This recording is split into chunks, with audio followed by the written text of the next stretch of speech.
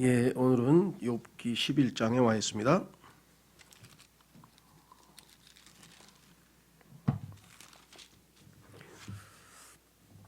욥기 11장. 우리는 지금 욥의 세 번째 친구가 욥을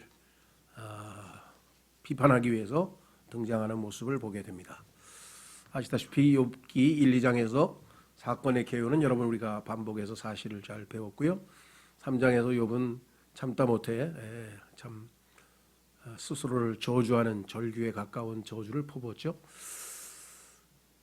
그 이야기를 듣고 친구들 중에 한 사람씩 이제 자기의 그 견해를 밝히는데 첫 번째 아마 연장자로 생각되는 엘리바스가 자기 나름대로의 이 경험을 근거로 해서 욥에게 질책을 했고, 내용인즉 한마디로 하자면 인간은 죄인이다. 그러니까 네가 지은 죄를 자백하고 하나님께 회개하라. 핵심적인 메시지는 그것이었죠.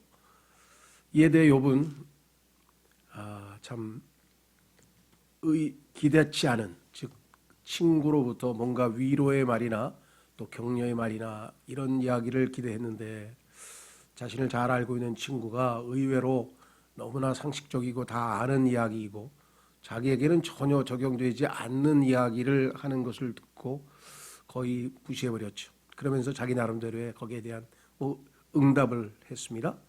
그래서 그게 욥기의 6장 7장이죠. 4장 5장에서 친구의 이야기를 듣고 6장 7장에서 답변을 했고, 그다음에 이제 그 누굽니까? 두 번째 빌닷이라고 하는 두 번째 친구가 비슷한 이야기를 했어요. 핵심은 뭐냐? 첫 번째 메시지는 인간은 죄인이다. 그러니까 너는 죄인이다. 회개하라. 두 번째는 하나님은 의로우시다. 그렇기 때문에 죄인을 그냥 두실 수가 없다. 그러니 네 죄를 빨리 자백해라. 이런 얘기입니다. 다 소위 말하는 우리가 일반적으로 원칙적으로 우리가 상식적으로 알 수 있는 인과응보의 법칙이에요. 그러니까 죄와 벌이라고 하는 이 기본 원칙에서 틀에서 벗어나질 않습니다. 욥의 경우에는 지금 죄로 말미암아 하나님 앞에 벌 받는 그 틀에 속해 있는 사건이 아니죠. 하나님께서 까닭 없이 욥이 고난을 받는다고 앞에서 이미 선언을 하셨어요. 그렇죠? 욥은 지금 죄에 대해서 벌 받는 그런 의미의 고난을 당하는 게 아니라 특별한 의미의 하나님께서 우리는 잘 알지 못하지만 그런 고난을 받고 있는데, 그것은 하늘에 있는 존재들, 다시 말하면 마귀가 개입했고, 그렇죠? 마귀의 개입이 있었고 천상에서 하나님께서 내린 결정이고 뭐 이와 같이 보이지 않는 세계에서 일어나는 것에 대해서 욥은 알 턱이 없습니다. 상식적으로 봤을 때 내가 이렇게 심한 고난을 당해야 될 이유가 없는데 도대체 왜 이런 일이 벌어졌을까? 그리고 너무 그 고통이 커서 정말 견딜 수가 없는 상황에 정말 있는 와중에 친구로부터 의외의 지금 이야기를 듣고 굉장히 충격을 받고 아주 어떻게 보면 좀 표현이 죄송합니다만 뭐 악이 받친, 뭐 너무 화가 나고 친구들에게 그런 상황이 됐어요. 그래서 두 번째 친구에 대해서도 지금 우리가 잘 아는 것처럼 8장에서 친구가 한 이야기에 대해서 9장 10장에서 이제 나름대로 답변을 딱 했습니다. 이제 세 번째, 가장 조금 좀 젊은 사람인 것 같아요. 그러니까 첫 번째 사람은 자기 경험에 근거해서 나름대로 일반 원칙을 얘기했고, 두 번째 사람은 전통 성현들의 말씀을 근거로 해서 또 나름대로 자기의 견해를 얘기했고, 세 번째 사람은 이제 정말 어떻게 보면 매우 똑같은 얘기인데 거친 이야기를 하게 됩니다. 하나님은 반드시 죄를 심판하시는 분이시다. 그러니까 빨리 자백을 해야 네가 회복이 되고 원래 그 부유했던 그 너의 삶을 되찾지 않겠느냐, 막 이런 내용을 또 이야기한 것으로 보게 됩니다. 예를 들면 두 친구는 욥이 하는 행동을 보고 너 때문에, 네가 한 행동 때문에, 너의 죄 때문에 하나님이 진노하시고 벌 주시는 거 아니냐 이렇게 했는가 보면, 소발은 세 번째 친구는 욥의 답변, 욥이 지금 두 친구에 대해서 답변하는 모습을 보고 좀 굉장히 격분한 것 같아요. 어떻게 친구가 충고를 하고 좋은 말을 해줬는데 거기에 대해서 그렇게 무시하면서 자기 주장을 끝까지 고집할 수가 있느냐 이래가지고 좀 막 뭐라 그럴까요? 화가 나서 굉장히 거칠게 지금 욥을 반박하고 또 트집도 잡고 어떻게 보면 굉장히 아주 제일 잔인한 방식으로 지금 이야기를 하면서 거기에 자기 자신의 경건과 우월함을 덧붙이는 거예요. 그러니까 자기 의를 근거로 해서 욥을 지금 아주 정죄하는 아주 가장 좀 나쁜 케이스가 세 번째 친구인 것 같습니다. 그래서 지금 참 어떻게 보면은 이 제일 최악의 케이스가 지금 나온 것 같아요. 자, 그래서 지금 1절서부터 4절까지 먼저 보시면 너는 분명히 죄에 대한 책임이 있다. 이것이 지금 첫 번째 메시지인데요. 한번 보겠습니다. 11장 1절부터 그때 나아마 사람 소발이 응답하여 이르되 많은 말에 대해 대답해야 하지 않겠느냐? 말로 가득한 사람이 의롭게 되겠느냐? 그 얘기는 뭐냐면 네가 하도 말이 많으니 내가 답변 좀 해야 되겠다. 좀 거칠게 얘기하면 그런 뜻이죠. 그죠? 성경에도 보면은 어리석은 자의 어리석음이 그가 많은 말을 해서 사람들에게 알려진다고 잠언에 말씀하신 것처럼 네가 지금 말이 많은 걸 보니까 어떻게 네가 하나님 앞에서 의로운 자냐 하면서 지금 반박을 했습니다.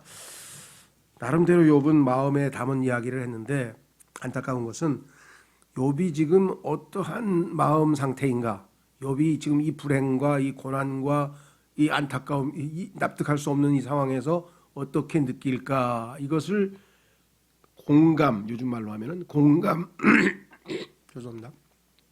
공감하기보다는 욥의 말꼬리를 잡는 거예요. 근데 욥은 지금 사실 흥분된 상태에서 너무 막 고통스러우니까 바람같이 입에서 그냥 말이 나오는 대로 무슨 논리정연하게 생각하고 자시고가 없이 그냥 막 나오는 말을 지금 막 내뱉었는데 자기 마음에 있는 걸 그대로 얘기를 했죠.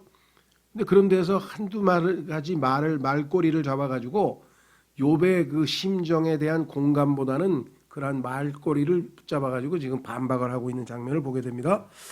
자, 그래서 2절 보시면 3절 보시면 내 거짓말이 사람들을 잠잠하게 하겠느냐? 내가 조롱할 때 아무도 너를 부끄럽게 하지 못하겠느냐?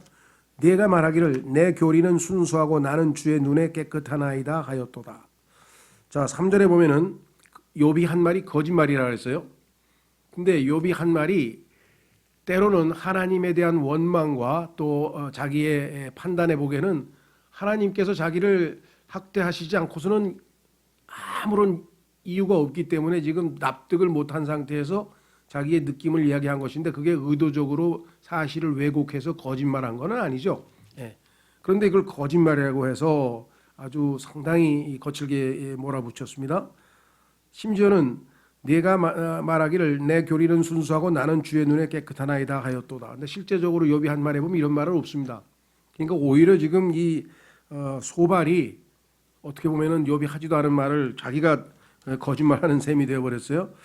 그래서 지금 욥을 어떻게든지 정죄코자 하는 그러한 것이 이 소발이라고 하는 사람의 지금 마음 상태인데 더더군다나 자기 의를 과시하는 장면이 나와요. 예를 들면 5절서부터 12절까지 보시면 5절서부터 12절까지 보시면 무슨 내용인가 하니 한마디로 하면은 욥이 하나님에 대해서 아는 바가 없다. 넌 하나님에 대해서 무지하다. 그래서 하나님께서 너한테 말씀 좀 해주셨으면 좋겠다.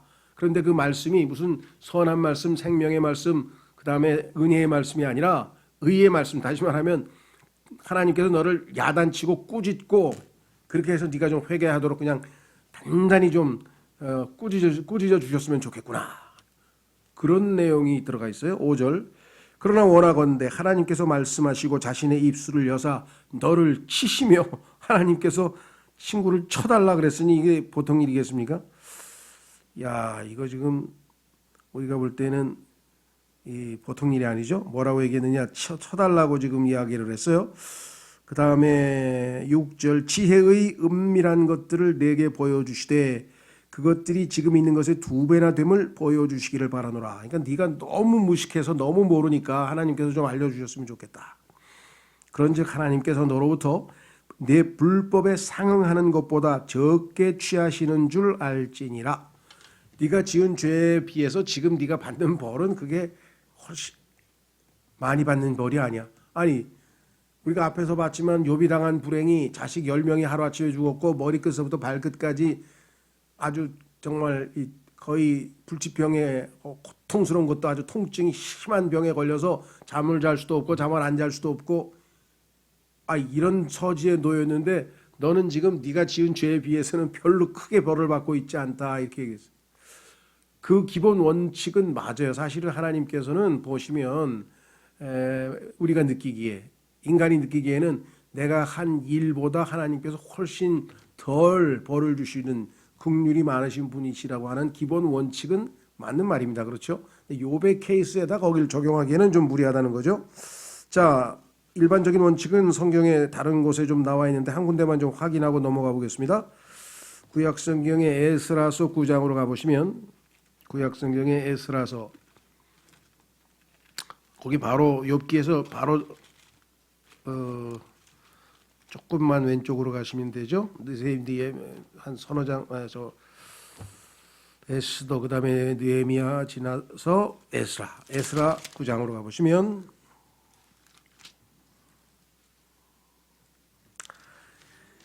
에스라 9장에 이런 기도문이 나옵니다.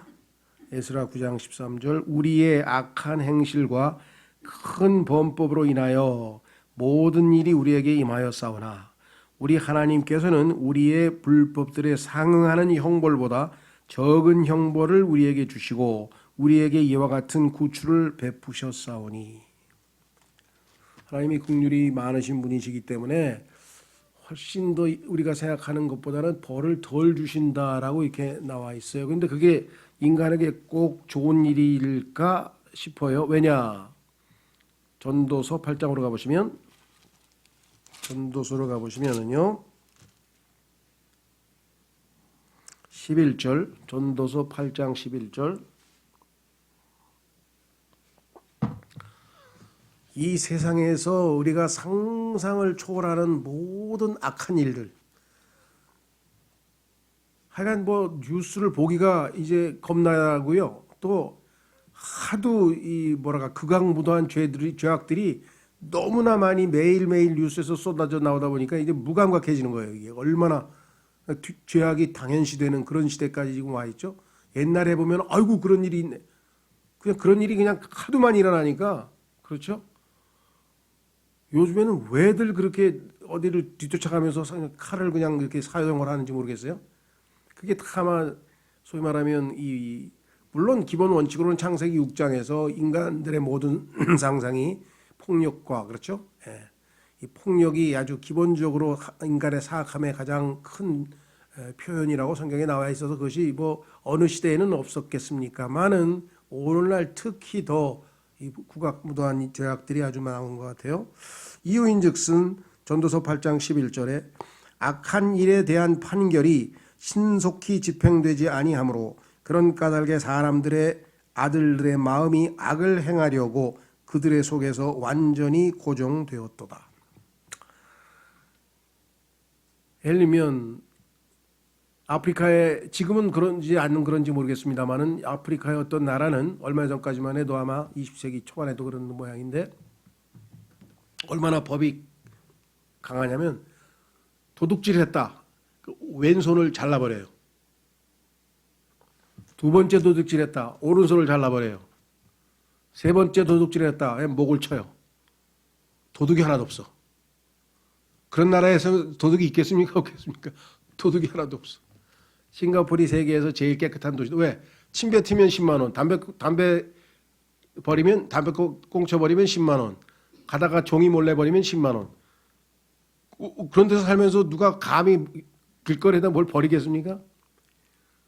근데 하나님께서 만약에 우리가 한 짓에 대해서 그렇게 매번 벌을 주시면 뭐 살아남을 사람도 없이 다 10살도 되기 전에 다 죽었겠지만 하나님께서 얼마나 긍휼이 많으신지 그렇죠. 우리가 볼 때도 아니 어떻게 저런 사람들이 저런 사람을 살려놓지 하나님께서 뭐 이런 사람들이 한둘입니까 지금? 그렇죠. 자, 그래서 지금 뭐 그 말 자체는 틀린 건 아니에요. 욥의 친구가 한 얘기가 일반적인 원칙으로서는 맞는 이야기죠. 그러나 욥은 지금 아까도 말씀드렸습니다만은 죄 때문에 하나님 앞에 벌 받는 게 아닌데 그거를 왜 욥에게 적용시키느냐 이 말이에요. 자, 잠언 다시 이거 중요합니다. 이거 사역을 하면서도요. 참 이게 제일 어려운 거예요. 성경을 공부해서 성경 구절을 쫙쫙쫙 들이대고 뭐 이것저것 찾아가지고 막 잠언 23장에 보시면 25장 11절 잠언 25장 11절에 보시면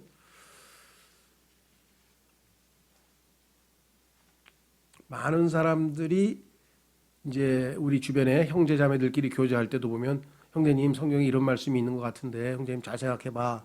그래서 이제 그 형제의 도움이 되라고 성경 말씀을 우리가 이렇게 얘기할 때가 있죠.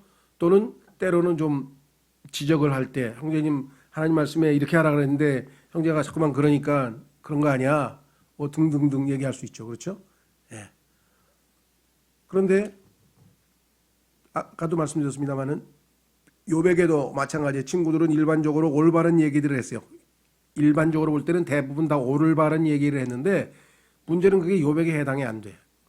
늘 말씀드립니다마는 여기 지금 잠언 25장 11절에 나와 있는 단어 중에 적절한 말이 들어있어요. 적절히. 자 보세요. 잠언 25장 11절에 적절히 말한 말은 은 그림들에 있는 금사과들 같으니라. 아주 소중하다 이 말. 그렇죠? 어떤 사람에게 딱 맞는 말이 딱 해당이 되면은 문제가 싹 정확하게 풀리는 거예요. 그렇죠? 몇 번 얘기했습니다만은 어느 한 의사의 경험인가 뭐 그런 책이 하나 있는데요. 거기에 보면은 미국의 의사 양반이 하나 있었는데 이 사람이 굉장히 복음을 열심히 전하시는 분이에요. 그래서 복음을 많이 전했어요. 그래서 많은 사람들을 주님께로 인도했는데 모르겠어요. 오랫동안 막 20, 30년 동안 계속 같이 일을 하던 사람이 있어. 그 사람이 누구냐면 장례차 운전수야. 그러니까 병원에서 이제 사람이 죽으면 장례차에다 싣고 장례식 하러 이제 무덤에 가서 이제 묻으러 가잖아요.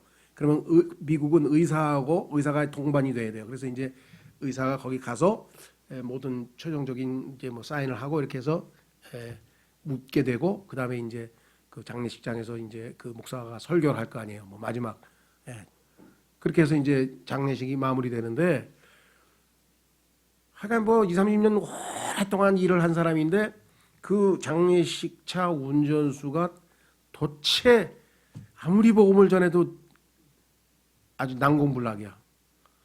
그래서 고민하고 있었어요. 그런데 이제 이 사람은 사실은 보통 미국은 그 복음 장례식장 마지막에 보면은 설교가 다 복음 설교예요.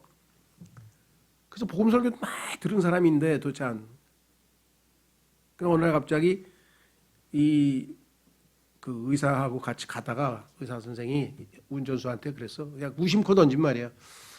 혹시 자네 말이야. 성경에 보니까 예수님께서 그 제자들 중에 예수님 이렇게 따라오기 전에 아이고 부모님이 돌아가셨는데 뭐 장사 좀 지내야 몸은 안 됩니까? 그런 얘기를 했는데 예수님께서 죽은 자들을 묻도록 하고 너는 나를 따르라 이렇게 말씀하신 구절을 혹시 읽어봤나 그랬더니 아유 성경에 그런 말이 어디 있어요? 어디냐니? 여기 있잖아요. 누가복음에.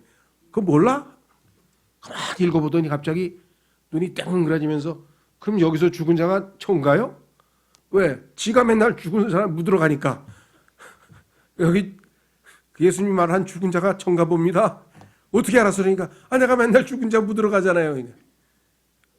살 수 있는 길이 있는데 왜 죽은 자로 있어? 그 바로 예수님을 영접해서 구원받은 거예요. 왜? 이 사람에게 딱 적절히 맞는 말이 딱 꽂힌 거예요.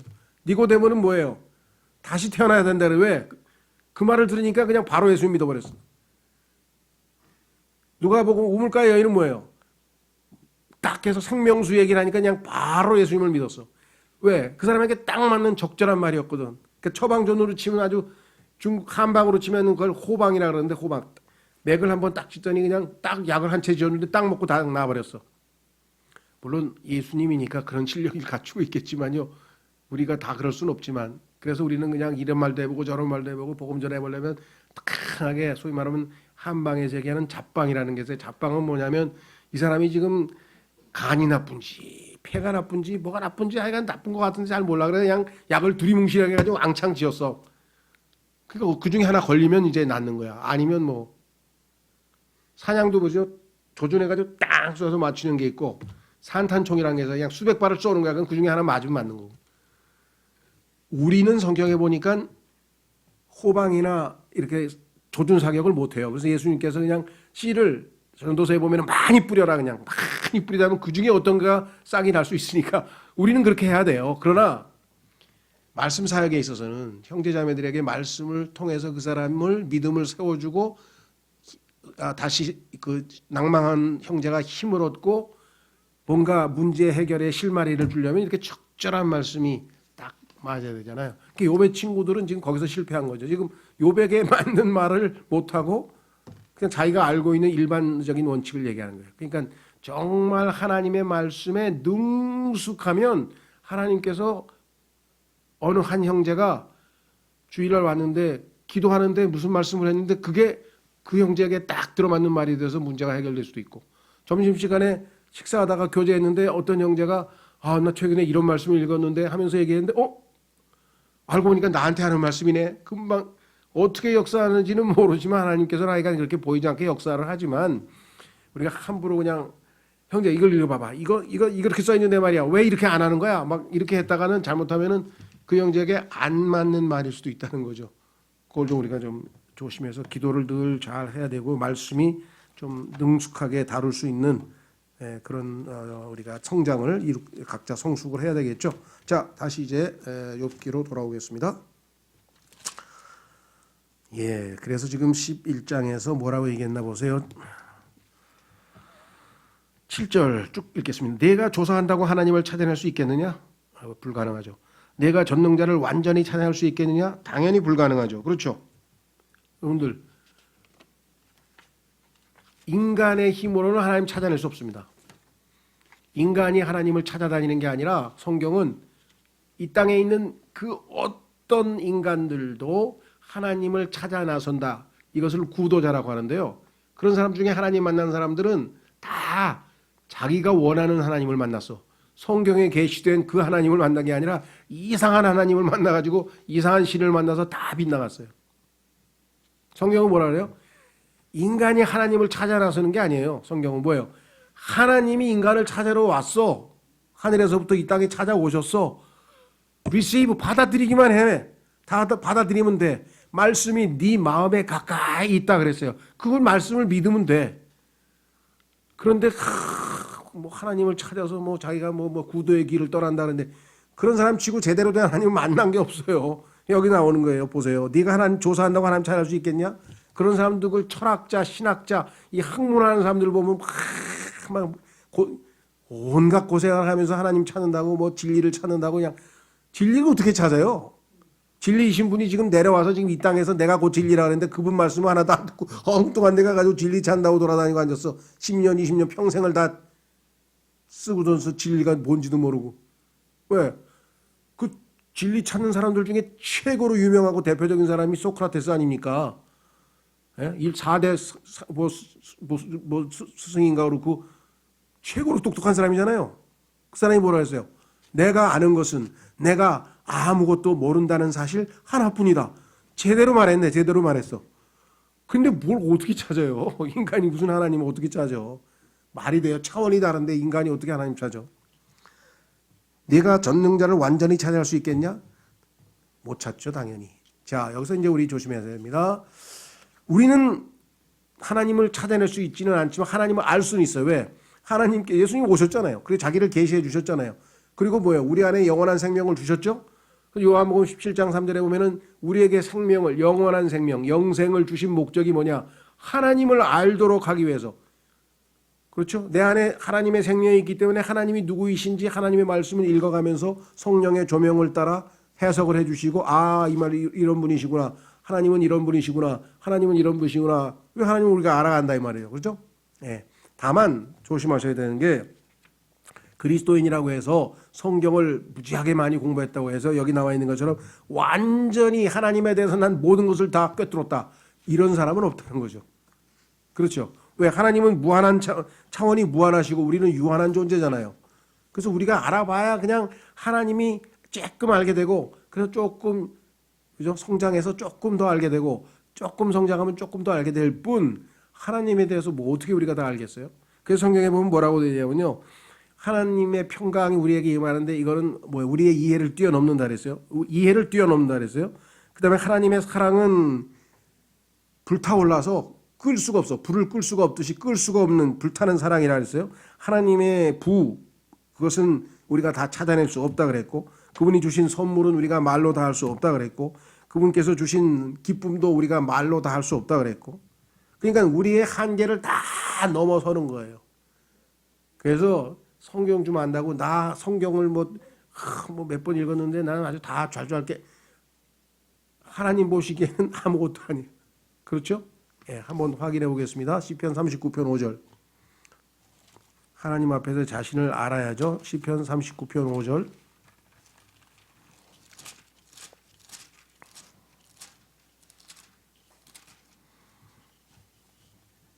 제일 멍청한 사람이 성경 좀 안다고 폼 잡는 사람이에요.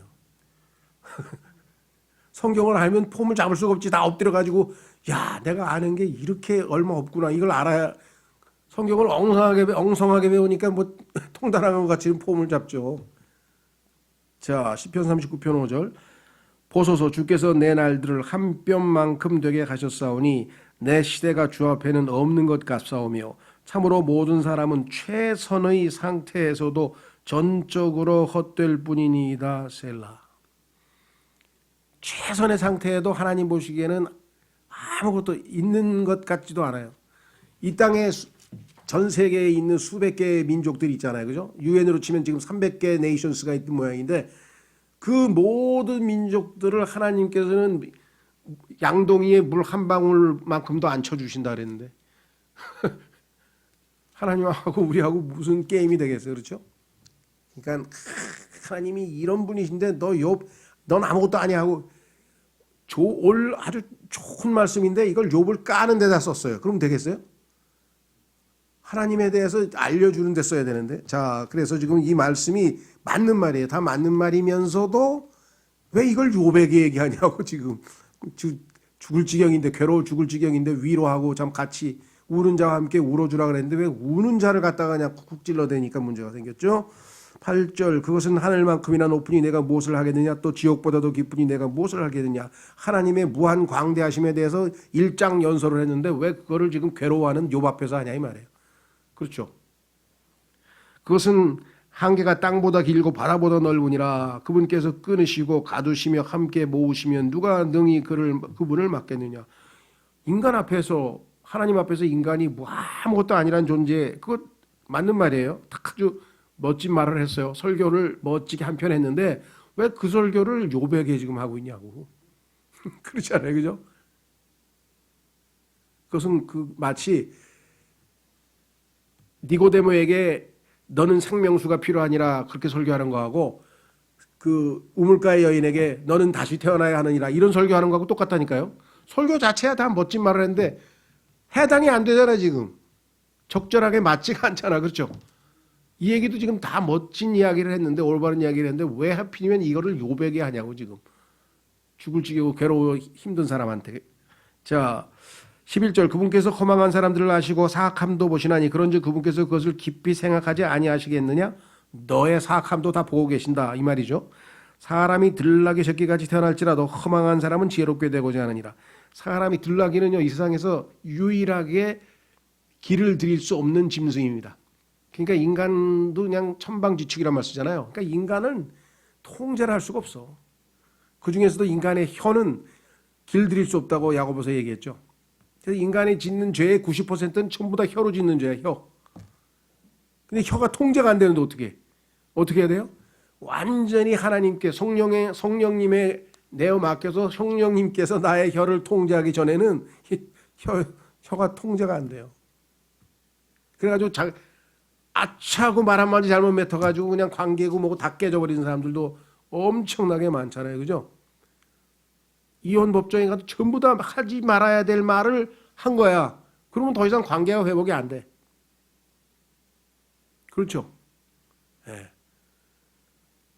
그 제일 뭐 예를 이런 걸 들어서 좀 그렇긴 한데 그랬잖아요. 그죠? 부부간에 뭐 싸웠다. 싸운 거 좋아요. 뭐 싸우기도 하고 회복도 하고 막 하는데 야, 세상에 여자가 너밖에 없냐? 이러면 그냥 끝이야. 결혼할 때 그 수없이 많은 여자 중에서 네가 제일 예쁘고 네가 사랑해서 널 뽑았는데 널린 게 여자 이러면 어떻게 되겠어요? 끝장이지 뭐. 여자도 마찬가지고. 세상에 뭐 남자가 너밖에 없어? 이러면 갈라서자는 얘기밖에 되겠어요. 그 말하면 더 이상 회복은 안 되는 거예요. 그것만이 아니고 뭐 부모 자식 간에도 그렇고 그러니까 뭐 이게 말이라는 게 자, 그래서 여기 보시면 하필이면 요백의 들락이 같이 이 말은 맞는 말이에요. 인간의 죄성에 대한 얘기인데 인간의 죄성에 대한 이야기로 보편적으로 맞는 이야기예요. 그렇지만 왜 이 얘기를 갖다가 여러분들 성경에 보니까 이 들나귀를 예수님께서 어린 나귀를 타고 예루살렘에 입성하신 거 있죠. 예수님이 그 나귀에 올라타기 전에는 이 나귀는 통제가 안 돼. 길을 들일 수가 없어. 예수님만이 올라타야 돼. 구원받고 예수님이 내 안에 들어오셔야 인간은 그나마 통제가 좀 가능한 존재가 되지. 그렇지 않으면 천상천하 유아독전 지멋대로 지가 세상에서 최고인 줄 알아 다. 누구나 다 사실은. 그렇죠. 왜? 자아가 딱 자기 중심에 있으면 육은 무익하니라. 아무리 고상하게 해도요. 나중에 보면은 툭 튀어나와요. 그냥. 늘 말씀드렸죠. 이렇게 해가지고 밑에 구정물이 다 가라앉았지만 겉으로는 값싼 것 같지만 툭 치면 그냥 휘 하고 막 그래가지고 아니 어떻게 저 사람 입에서 저런 말이 나오지 막 이런 사람이 있어. 인간을 몰라도 한참 모르는 거죠. 그렇죠? 예. 그러니까 인간이 무슨 짓을 해도 놀랄 필요가 없어요. 왜? 원래 그런 거니까 원래. 자, 그래서 13절. 자, 13절서부터는요. 무슨 얘기를 지금 하고 있냐면은 야, 너는 정말 엄청나게 뭐랄까요? stubborn, 고집이 세구나. 야, 네가 회개하면 이렇게 하나님이 축복을 주실 텐데. 자, 어떻습니까? 우리가 하나님 앞에 올바로 행동하면 하나님께서 항상 물질적인 축복을 주나요? 잘 먹고 잘 살고 잘 되나요? 그러면 내가 잘못을 저질렀어. 그래서 벌 받아. 이게 항상 그렇습니까? 그러면 회개만 하면 다시 모든 문제가 다 해결됩니까? 전혀 그 법칙이 먹히질 않아요. 영적인 세계에서는. 그렇죠? 그런데 그것 하나를 그냥 원칙인 것으로 내세워가지고 지금 얘기하는 거야. 너 회개만 하면 너 예전처럼 잘 될 거야 하고 지금 이게 문제예요. 번영신학. 소위 말하면 예수 잘 믿으면 뭐든지 잘 돼야 돼. 그러면 뭐야? 고난받는 사람은 예수님 제일 잘 못 믿은 겁니까? 고난만 받으니까. 욥도 그렇고. 근데 사도 바울은 이 세상의 그리스도인들 중에 제일 고난을 많이 당했네. 그럼 제일 신앙이 엉망이네. 무슨 말인지 아시겠어요? 그렇게 생각하는 사람들은 잘못된 거니까 떠나라 그랬어요. 그런 사람들하고 예수 잘 믿으면 만사가 잘 형통하고 예수 못 믿으면 벌 받아. 그렇게 가르치는 사람들하고는 헤어지라 그랬어요. 왜? 그 사람들이 잘못된 사람이니까. 확인해 보겠습니다. 성경에 써 있잖아요. 디모데 전서 6장. 안타깝지만 뭐 제가 꼭 순복음교회를 다니는 사람만 얘기하는 건 아닙니다. 그런데 그 정도가 제일 심해요. 순복음교회가. 왜? 그 사람들은 그냥 헌신하고 막 참 하나님 복 주고 세상으로 들어가서 막 엉성하게 신앙생활로 잘못하면 벌 주고 막 요거 하나밖에 모르는 거야. 자, 보세요. 디모데전서 6장 5절. 또 마음이 부패하고 진리가 없어 이득이 하나님을 따르는 것이라고 생각하는 사람들의 비뚤어진 언쟁이 생기나니 너는 그러한 자들로부터 떠나라. 이득이 하나님을 따르는 것. 그건 무슨 소리냐면 나에게 이득, 좋은 일이 많이 생기면 내가 지금 하나님께 신앙생활 잘하고 있다는 증거야. 내가 지금 경제적으로 잘 풀리고 건강도 하고 뭐 자식도 잘 되고 모든 일이 잘 풀리고 있어. 야, 그럼 내가 지금 신앙생활 잘하고 있는 거구나 라고 생각하는 사람하고는 갈라서라는 거예요. 왜? 그게 아니니까. 무슨 말이 이해가 되셨어요? 예. 오히려 주님 오실 때까지는 이 땅에서는 뭐예요? 주님을 올바르게 경건하게 섬기고 하는 자는 더 뭐예요? 많은 박해를 받으리라고, 더 고난을 당한다고 성경에 반대로 써 있잖아요. 반대로. 이해하세요? 아니 예수님만 봐도 그렇고 사도 바울만 봐도 그렇고 두 분이 제일 뛰어난 신앙인인데 두 분이 세상에서 제일 고난을 많이 받은 사람이고, 욥도 하나님께 최고로 평가받았는데 제일 고난을 받은 사람이고, 그러니까 어설프게 하나님 잘 섬겨봐, 복을 받아 막 올라가면서 내리받고 뭐 내려가면서 받고 여기서도 저 볼 받고 옆으로도 받고 만 범낮 봄 얘기만 해가지고 이게 그냥 여기에 박혀가지고 신앙생활이 고난을 당하면 뭐예요? 사실은 하나님께서 아주 훈련을 시켜서 잘 빚어주려고 특별히 기획을 한 그런 고난이었는데 벌 받고 하나님한테 지금 내가 벌 받구나 막 괴로워하고 힘들어하고 이게 하나님을 제대로 알지 못하고 벌어지는 일들이다 이 말이죠. 자, 다시 돌아오셔서 마무리를 짓겠습니다.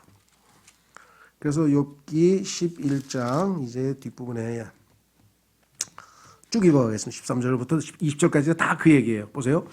만일 내가 이렇게 나오잖아요. 만일 내가 내 마음을 예비하고 그분을 향하여 내 손을 내밀 때에 내 손에 불법이 있거든 그것을 멀리 버려서 사악함이 내 장막들 안에 거하지 못하게 하라.